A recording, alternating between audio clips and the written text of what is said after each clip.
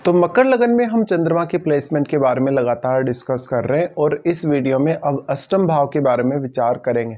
अष्टम भाव की बात आती है तो चंद्रमा आपके चार्ट में सप्तमेश होकर अष्टम में स्थित होंगे, जहां वो सूर्य के घर में स्थित होंगे लियो साइन में। देखिए, वैसे अगर देखा जाए तो लियो साइन में जो चंद्रमा के इफेक्ट्स हैं वो काफ़ी अच्छे देखने को मिलते हैं, लेकिन ये अष्टम भाव है। अष्टम भाव में चंद्रमा होंगे तो ये 7th हाउस के लिए आपका एफर्ट काफ़ी ज़्यादा बढ़ा देंगे। ऐसे में कोई भी जब आप बिजनेस कर रहे हैं या कोई भी प्रकार से 7th हाउस से आप गेन प्राप्त कर रहे हैं तो उसमें अष्टम भाव की भूमिका आपके लिए काफ़ी अहम हो जाएगी, या फिर आप अष्टम भाव से संबंधित कोई काम करें तो वो ज़्यादा बेहतर है। लेकिन चंद्रमा एक बहुत ज़्यादा सॉफ्ट ग्रह है, इसलिए चंद्रमा यहाँ किसी भी दूसरे ग्रह से अगर आपके चार्ट में प्रभावित होता है तो वो प्रभाव भी आपके सामने जरूर ही आएगा। और कोई भी ग्रह अगर चंद्रमा को अपनी दृष्टि से भी अगर प्रभावित कर रहा है तो उसका प्रभाव भी काफ़ी स्ट्रांगली चंद्रमा पर देखने को मिलेगा। मेनली अगर देखा जाए तो जो लियो साइन है, लियो साइन में चंद्रमा जब भी स्थित होते हैं तो इमेजिनेशन और क्रिएटिविटी बहुत ही ज़्यादा अच्छी प्रदान करते हैं। अब यहाँ पे सूर्य की भूमिका आपके लिए काफ़ी ज़्यादा अहम हो जाएगी, क्योंकि सूर्य चंद्रमा के डिस्पोजिटर हैं। इसलिए आपको वास्तव में देखना होगा कि आपके चार्ट में सूर्य कितनी अच्छी स्थिति में बैठे हैं। अगर मान लो आपके सूर्य काफ़ी स्ट्रॉन्ग स्थिति में बैठे हैं चार्ट में, तो इस प्रकार का चंद्रमा आपके लिए काफ़ी अच्छे रिजल्ट्स लाएगा।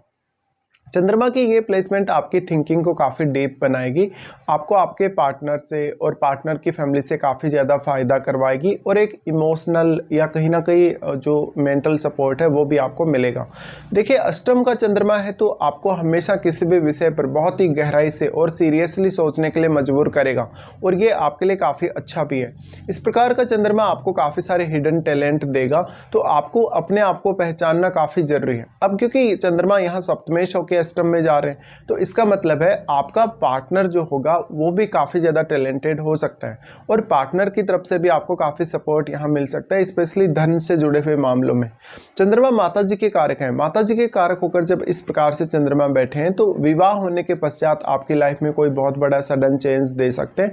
आपको आपके माता पिता से भी काफ़ी ज़्यादा गेन हो सकता है। ये गेन आपके जीवन साथी के आने के बाद ज़्यादा संभावित होगा।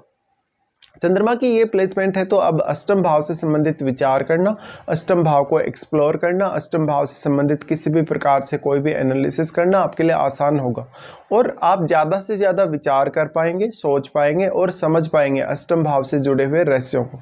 अगर चंद्रमा के साथ यहाँ केतु का संबंध बनता है या बृहस्पति या बुध का संबंध बनता है तो ये आपके लिए अकल्ट से संबंधित ज्ञान प्राप्त करने, कुछ भी इस प्रकार का नया सीखने या एनालिसिस करने के लिए अच्छा होगा। चंद्रमा आपके हिडन टैलेंट को यहाँ कहीं ना कहीं लोगों के सामने लाएंगे, क्योंकि चंद्रमा आपके सेकंड हाउस को एस्पेक्ट कर रहे हैं। सेकंड हाउस को जो एस्पेक्ट कर रहे हैं चंद्रमा, यहाँ पर कहीं ना कहीं अगर देखा जाए तो चंद्रमा का जो एस्पेक्ट है उसकी वजह से जो आप अष्टम भाव से संबंधित जो आप अपने अनुभव प्राप्त करेंगे उनको लोगों के सामने लाएंगे अपनी वाणी के थ्रू। ऐसा जो चंद्रमा होगा वो आपको इनकम के भी बहुत सारे सोर्सेज दे सकता है।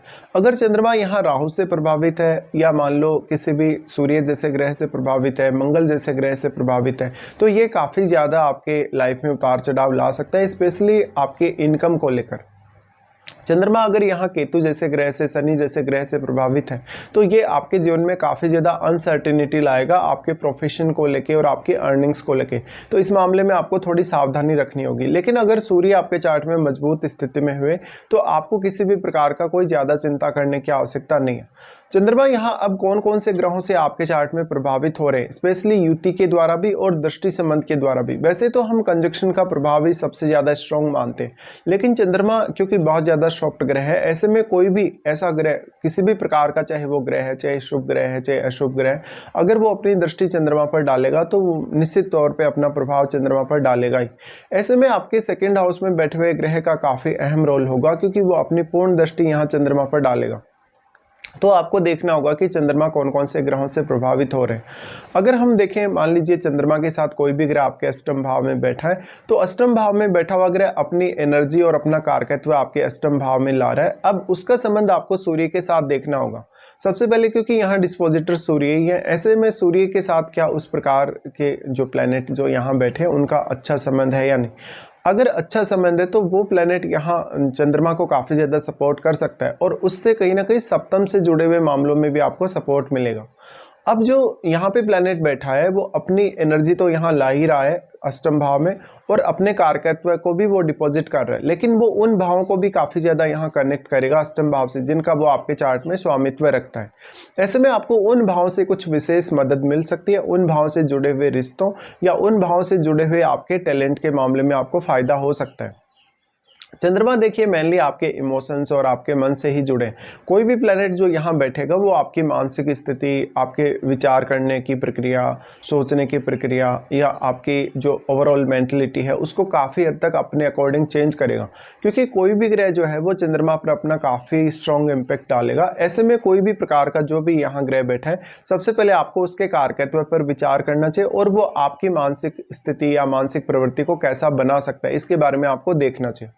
चंद्रमा की ये प्लेसमेंट है तो चंद्रमा पर अब आपके चार्ट में कौन कौन से भावों के जो स्वामी उनका प्रभाव है, आपको उन भावों से यहाँ सपोर्ट एक्सपेक्टेड रहना चाहिए। चंद्रमा की ये प्लेसमेंट है तो चंद्रमा जिस भी प्रकार के ग्रह से प्रभावित होंगे उसी हिसाब से आप सोचने लगेंगे, विचार करने लगेंगे और निर्णय लेने लगेंगे, तो उस ग्रह की या उन ग्रहों की भूमिका आपके लिए काफ़ी ज़्यादा बढ़ जाती है।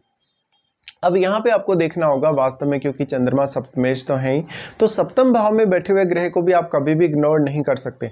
वास्तव में जो सप्तम भाव में बैठा हुआ ग्रह है वो आपके चार्ट में कौन कौन से भावों को रिप्रेजेंट कर रहा है और आपके चार्ट में वो वास्तव में सप्तम भाव पर किस प्रकार का प्रभाव डाल रहा है। वैसे तो देखिए कोई भी भाव का स्वामी जब दूसरे भाव में स्थित होगा तो हम निश्चित तौर पे ये मानेंगे कि उस दूसरे भाव के थ्रू आपको उस पर्टिकुलर हाउस के मामले में सपोर्ट मिल सकता है, लेकिन यहाँ पर क्योंकि चंद्रमा अष्टम में चले गए तो सप्तम भाव में बैठे हुए ग्रह की भूमिका भी उतनी ही ज़्यादा आपके लिए अहम होने वाली।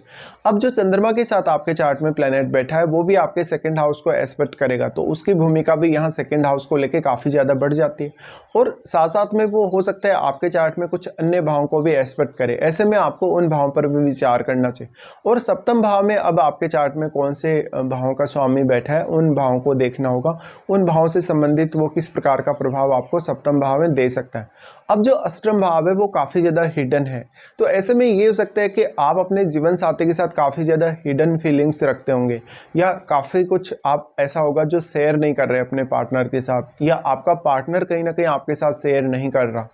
तो काफ़ी कुछ यहाँ रिलेशनशिप को लेके एक दूसरे के प्रति जो आपके थॉट्स हैं, जिस प्रकार की मेंटलिटी है वो काफ़ी हिडन रहेगी। अगर इस पर राहु का प्रभाव है, केतु का प्रभाव है तो ये और भी ज़्यादा हिडन होने के चांसेस हैं। अगर सूर्य का प्रभाव यहाँ चंद्रमा पर है या बृहस्पति का प्रभाव चंद्रमा पर है या इवन मंगल का भी अगर प्रभाव चंद्रमा पर पड़ रहा है अष्टम भाव में बैठे हुए, तो ये आपके लिए काफ़ी ज़्यादा सपोर्टिव साबित हो सकता है। अब चंद्रमा का जो एस्पेक्ट आपके सेकंड हाउस पर है, चंद्रमा आपको काफ़ी ज़्यादा धनवान बना सकता है, बहुत ज़्यादा इनकम के सोर्सेज दे सकता है, लेकिन यहाँ आपके लिए रिस्क भी उतना ही ज़्यादा बढ़ जाता है क्योंकि चंद्रमा एक बहुत ज़्यादा फास्ट मूविंग ग्रह है और आपके डायरेक्टली इमोशंस से जुड़ा है। ऐसे में अगर किसी स्ट्रॉन्ग प्लैनेट का प्रभाव चंद्रमा पर नहीं है तो आप अपने आर्थिक निर्णयों को लगातार बदलते रहेंगे, फैमिली के साथ जो रिश्ते हैं आपके वो भी लगातार उतार चढ़ाव भरे रहेंगे, तो ऐसे में आपको इन पर विचार अवश्य करना चाहिए।